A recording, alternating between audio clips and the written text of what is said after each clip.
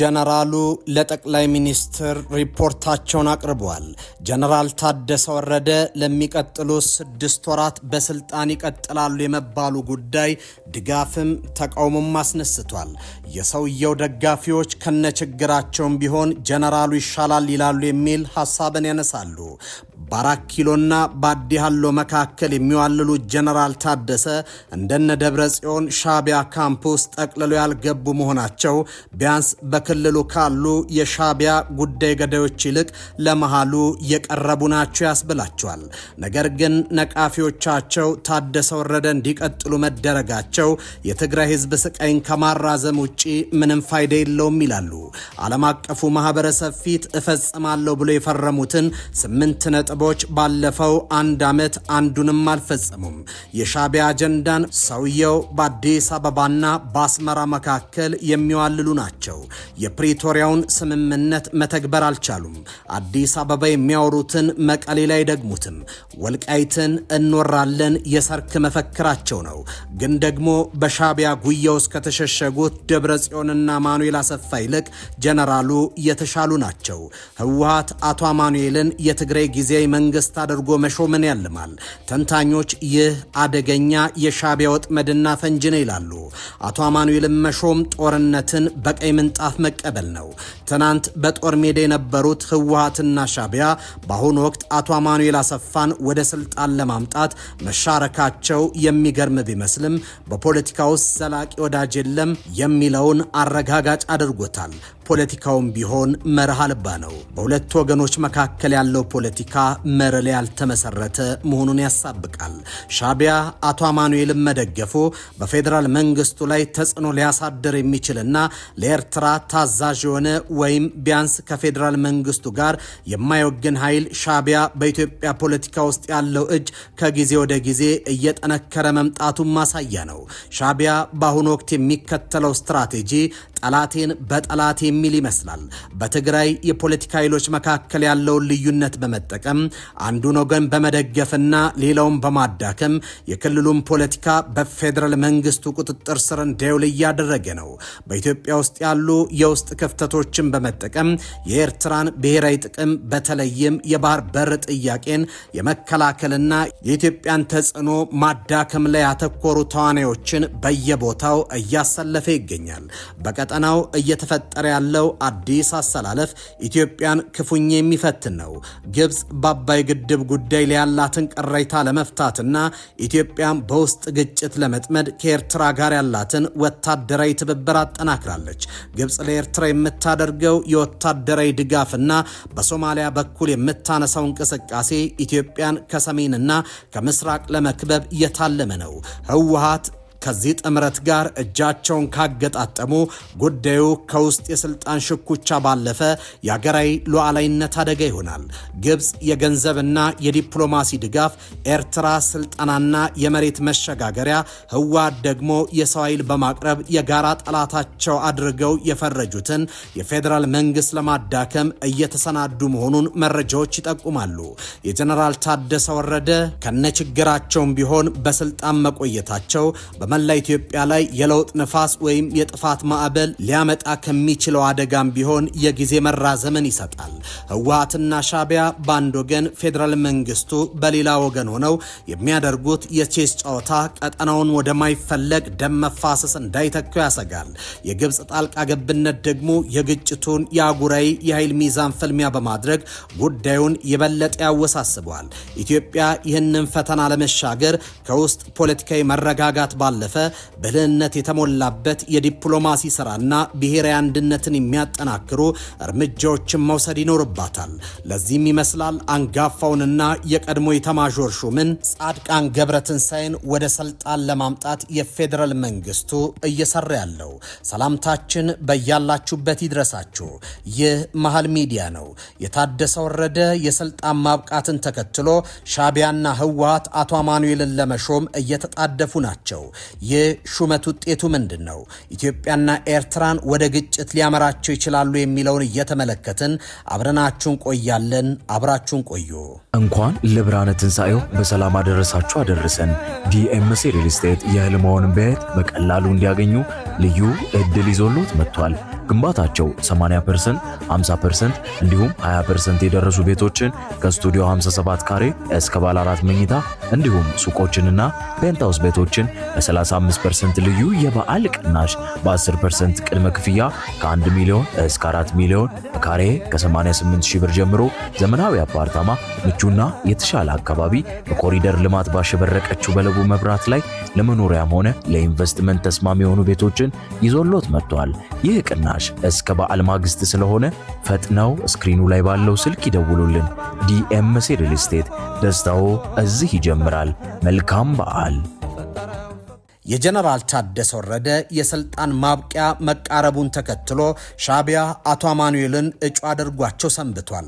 የህወሓት ፍላጎትም ከጀነራሉ ይልቅ አስመራ ወይም ሞት የሚሉትን አቶ አማኑኤል ሆነዋል።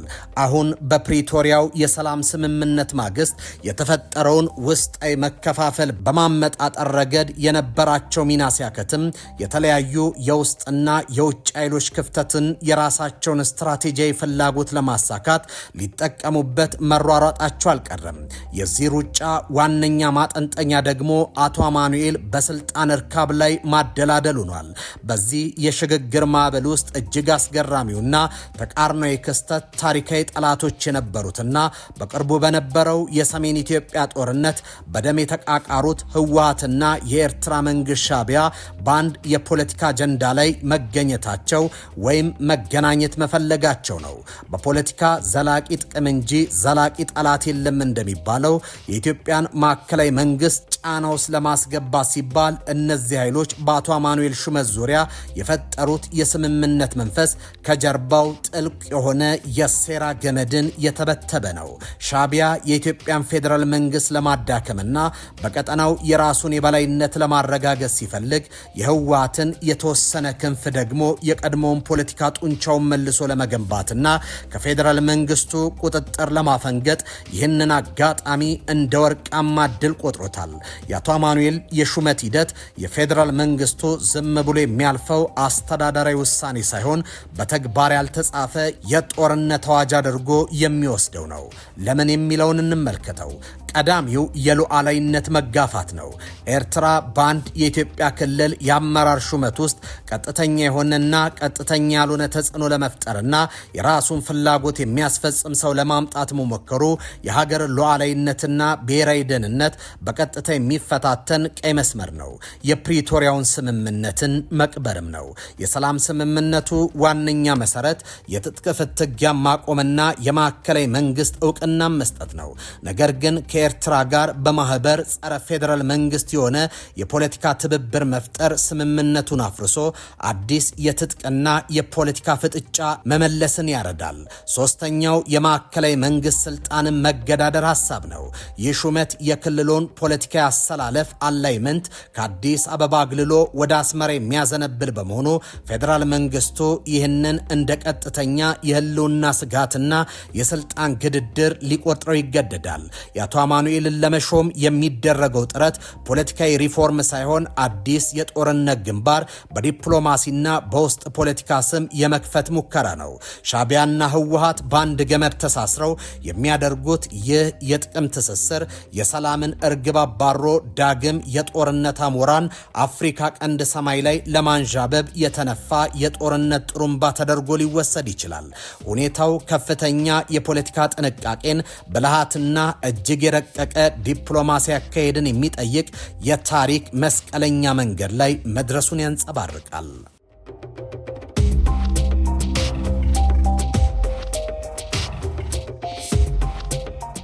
ሻቢያ የኢትዮጵያ ግዛቶችን ወሮ ይዟል። ህዝብ ለህዝብ ግንኙነት በሚል በህወሓትና በሻቢያ መካከል የተፈጠረው ጥምረት የህዝብ ለህዝብ ሳይሆን የመለዮ ለባሾች ነው። የኤርትራ ጀነራሎች ውሎ ትግራይ ውስጥ ነው። ሻቢያ የኢትዮጵያ ሉዓላዊ ድንበር ጥሶ ገብቷል። ተው ይቅርብህ ቢባልም አሻፈረኝ ብሏል። የቀድሞ የትግራይ ክልል አስተዳዳሪ የነበሩት አቶ ገብሩ አስራት ሉዓላዊነቱ የተደፈረበት የኢትዮጵያ መንግስት በሻቢያ ላይ የትኛውንም አይነት እርምጃ ለመውሰድ ይችላል፣ ህጋዊ ነው ሲሉ ተናግረው ነበር። ከጥቂት ጊዜያት በፊት ህወሓትን ከርተው አዲስ አበባ የገቡት ቲቢኤስ ከተባለ የቴሌቪዥን ጣቢያ ጋር ቆይታ ያደረጉት ብርጋዴር ጀነራል ጉዑሽ ገብረ ደግሞ የኤርትራ ሰራዊት ትግራይ ውስጥ ምን እየሰራ ነው የሚለውን ያጋልጣሉ። ብርጋዴር ጀነራሉ የኤርትራ መንግስት እስካሁን ከ12 በላይ የኢትዮጵያ የትግራይ ክልል ግዛቶችን በኃይል ይዞ ይገኛል። የኤርትራ መንግስት በኃይል ከያዛቸው ቦታዎች ኢሮብ፣ ዛላምበሳ፣ እንደ ሐዋርያ፣ ሰብኦ፣ ባድመ፣ አዲ ጸጸር፣ አዲ አሰር፣ አዲ ታሃሉና ሌሎችም በማለት ጠቅሷል። ህወሓት ከሻቢያ የፈጠረው ጽምዶ የተሰኘው ግንኙነትን አምርረው የተቹ ጀነራል ጉሽ ግንኙነቱ አፍራሽ የማይረባ የትግራይ ህዝብን ለዳግም ጦርነት የሚጥድ በማለት ውድቅ ማድረጋቸው ይታወሳል። ጽምዶ ሰላም አይደለም፣ ህዝብን ከህዝብ የሚያገናኝ ሳይሆን ከሻቢያ ጋር ጥምረት ፈጥሮ የኢትዮጵያ መንግስት ለመውጋት ያለመ እኩይ ፕሮጀክት ነው በማለት ኮንነውታል። ጠቅላይ ሚኒስትር አብይ አህመድ ይህንን መሬት ላይ ያለውን እውነት ከኢዜአ ጋር ባደረጉ ቆይታ ላይ ገልጠውታል። ኢትዮጵያ መንግስት ትዕግስት የመነጨው ለሰላም ካለ ሰፊ ልብ ነው። የትግራይ ህዝብ ሰላም ይፈልጋል፣ ከጦርነት ማረፍን ይፈልጋል። ለዘመናት በጦርነትና በውድመት ሰንሰለት ተቀፍድዶ የታሰረው የትግራይ ህዝብ በየትኛውም ጊዜ በላይ እረፍትን ይሻታል። ጠቅላይ ሚኒስትር አብይ አህመድ በቃለ መጠይቃቸው በቃ ብለዋል። የትግራይ ህዝብ በተለይ ወጣቱ ታጣቂዎችን ጨምሮ እምቢ ለጦርነት ሲል እያየን ነው። ይህ ደግሞ ወደ ሁሉም የትግራይ አካባቢዎች መስፋት ያለበት ጉዳይ ነው ብዬ አምናለሁ ማለታቸው መነሻው መሬት ላይ የሚታይ እውነታ ነው። ህወሓት በትናንት ፖለቲካ ላይ መጠመዱ ዛሬን እንዳያጅ አድርጎታል። የአሮጌው የፖለቲካ ጀንበር መጥለቁን ያልተረዳው ቡድኑ የዛሬ ትውልድን ንጋጋርዶታል። እርግጥ ከኢትዮጵያ ሰማይ ስር ያ ትውልድ ውርሶች ለዘመናት ሰላምን ሲጋርድ ኖሯል። ባለፉት 50 ዓመታት ውስጥ የተነሱ ግጭቶች የውስጥ የፖለቲካ ልዩነትን በድርድር መፍታት ባለመቻላቸው ምክንያት የተፈጠሩ ናቸው። የትግራይ ህዝብ ደግሞ የግጭቶች ቀዳሚ ሰለባ ሆነው ቆይቷል። ጠቅላይ ሚኒስትር አብይ የትግራይ ህዝብ ሰላምና ልማት የሚገባው የሰላም ዘብና ለነዚህም ሴቶች የታገለ ህዝብ ነው ይላሉ። ሆኖም ይህ የሰላም ተስፋ ባሮጌው አስተሳሰብ ድሪቶ ለመሸፈን ብዙ ተለፍቶበታል። ከፓርቲው ዘፍጥረት እስከ ዛሬ ወንበር የተቆጣጠሩት አካላት ለአዲስ ህልም፣ ለአዲስ ሐሳብ ቦታ ለመልቀቁ ፖለቲካን ከጠመንጃ ባሻገር እንዳይረዳ አድርጎታል።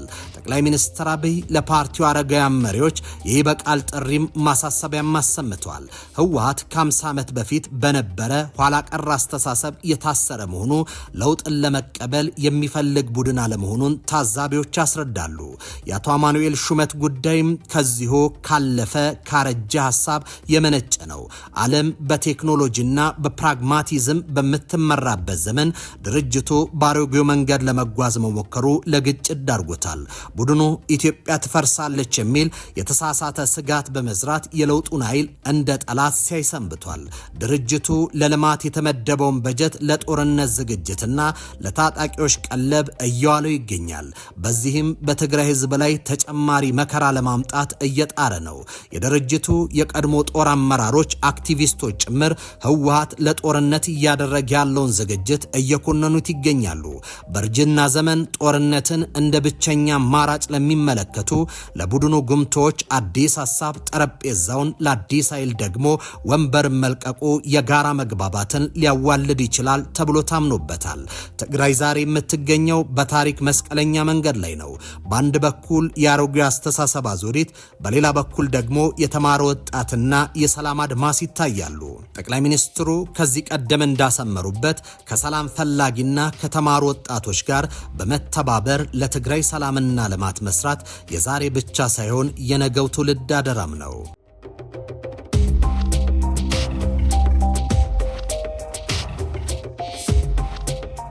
የጠቅላይ ሚኒስትሩ ማሳሰቢያ መሰማት ከጀመረ ሰንብቷል። በተደጋጋሚ ጊዜ ጦርነት እንዳይቀሰቀስ ተማጽኗል፣ አሳስቧልም። ሻቢያና ህወሓት ግን ጽምዶ ብለው አዲስ ጥምረትን ፈጥሯል። የሻቢያ ጉያ ውስጥ ያሉትን ወይም የሻቢያ ጉዳይ ገዳይ ናቸው የሚባሉትን አቶ አማኑኤልን ለመሾም እየተጣደፉ ናቸው። ከዚህ ቀደም በነበረው የፓርላማ ቆይታቸው ወቅት ጠቅላይ ሚኒስትር አብይ በትግራይ ውጊያ ከተጀመረ ከዚህ በፊት ከነበረው የተለየ እንደሚሆን አስጠንቅቀው ነበር። የትግራይ ህዝብ 100% ጦርነት አይፈልግም የሚሉት ጠቅላይ ሚኒስትር ዶክተር አብይ ከህዝብ ፍላጎትና አሁን ካለው ዓለም አቀፋዊ ነባራዊ ሁኔታ ውጪ በክልሉ ውጊያ ቢቀሰቀስ ዓለም ደንታ የለውም ማለታቸው የሚታወስ ነው። ዓለም ብዙ ውጊያ እያስተናገደ ስለሆነ ጆሮ የለውም፣ ጊዜ የለውም። ዓለም ጊዜ ቢኖረው ኖሮ ሱዳንን ያዳምጥ ነበር ሲሉ አሳስበዋል። ነገር ግን ይህ ጩኸት ሰሚ አላገኘም። ሰበቡ ደግሞ የፕሪቶሪያው ስምምነት ነው። ታዛቢዎች ህወሓት የፕሪቶሪያውን ስምምነት ደጋግሞ ቢጥሰውም የፕሪቶሪያው ስምምነት ይከበር እያለ እየጠየቀ ነው። ቡድኑ ህገወጥ ምርጫ በማካሄድ የተመሰረተውን መንግስት ፈርሶ ጊዜ መንግስት እንዲመሰርትም ሆኗል። ስምምነቱ ግጭትን በዘላቂነት ለማቆም የተደረገ ስምምነት ፐርማነንት cessation of hostilities agreement ቢሆንም ሻቢያ ወደ ኢትዮጵያ ሉዓላዊ ግዛት ከማስገባት ባሻገር የጦርነት ዝግጅት ያደረገ መሆኑ ጋር ተይዞ ዘላቂ እንዳይሆን አድርጎታል። ይህ የስምምነቱን ዓላማ የናደ ሆኖ ተገኝቷል። ሌላው ትጥቅ መፍታትን ወደ ሰላማዊ ህይወት መመለስ ዲዲአር የስምምነቱ መሰሶ ሲሆን የጸጥታ ስጋትን በዘላቂነት ለመቅረፍ የተቀመጠ የስምምነቱ ድንጋጌ ነው። በዚህ የህወሓት ታጣቂዎች የነበራቸውን ቀላልና ከባድ መሳሪያዎች ለፌዴራል መንግስት ማስረከብን፣ ታጣቂዎችን መልሶ ወደ ማህበረሰቡ የመቀላቀል ዲስአርማመንት ዲሞቢላይዜሽን ኤንድ ሪኢንቴግሬሽን ዲዲአር ሂደትን ይጨምራል። ይሁንና ህወሓት ተጨማሪ የጦር መሳሪያዎችን ታጥቋል። ፊልድ ማርሻል ብርሃኑ ጁላ ከዚህ ቀደም ቡድኑ የአየር መቃወሚያ ጭምር መታጠቁን ገልጸው በኢትዮጵያ ውስጥ እንዲህ አይነት የፌዴራል መንግስቱ ብቻ ሊይዞ የሚገባውን የጦር መሳሪያ ታጥቃቸዋል፣ ለመከላከያ አስረክቡ ሲሉ ማሳሰባቸው የሚታወስ ነው። ህወሓት ጦር ማስረከብ ሲገባው ጦር አከማችቷል። ጦሩን በትኖ የመልሶ ማቋቋም ስራ አልሰራም። ይህ ሌላኛው የስምምነቱ ጥሰት ነው። በስምምነቱ አንቀጽ 7 የተጠቀሰው መተማመንን መገንባት እርምጃዎችን የተመለከተው ድንጋጌ ህወሓት ለግጭት ከሚደረጉ የትኛውም እንቅስቃሴ ለመታቀብ ቢስማማም ቀጣይ ውጊያ ለማድረግ እየተዘጋጀ ነው። በአንቀጽ 7 ኢ ላይ ህወሓት ከውጭ ኃይሎች ምንም አይነት ግንኙነት ላለማድረግ የተስማማ ቢሆንም ጽምዶ በሚል ከሻቢያ ጋር የጦር ጋብቻ ፈጽሞ የውጊያ ዝግጅት ላይ ነው። በስምምነቱ ህገ መንግስታዊ ስርዓቱን በኃይል ለመጣል እንቅስቃሴ ላለማድረግ የተስማማ ቢሆንም በኃይል ህገ መንግስታዊ ስርዓቱን ለመጣል ከውጭና ከውስጥ ኃይሎች ጋር የሶስትዮሽ ጥምረት ፈጥሮ እየተንቀሳቀሰ ይገኛል። በዚህ ሂደት ሻቢያ ከህወሓት ተጣምረው አቶ አማኑኤል አሰፋን ወደ ስልጣን ለማምጣት እየሄዱበት ያለው ርቀት ከፕሪቶሪያው ስምምነት ጥሰት ባሻገር የጦርነት አዋጅ ነው።